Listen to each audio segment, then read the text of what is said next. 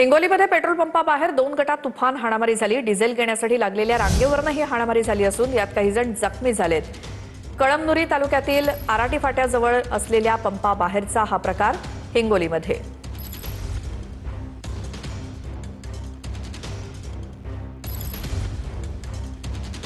हिंगोलीच्या कळमनुरी तालुक्यातील आराटी फाटा इथे असलेल्या पेट्रोल पंपाच्या बाहेर 2 गटात तुफान हाणामारी झाली। कारण काय तर डिझेल घेण्यासाठी रांग लागलेली होती आणि याच रांगेवरनं वाद झाला आणि हाणामारी झाली। यामध्ये 2 जण जखमी झाल्याची माहिती मिळते।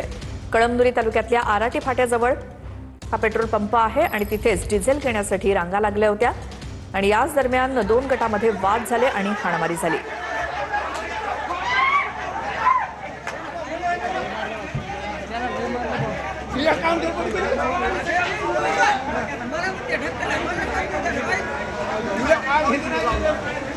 आपल्या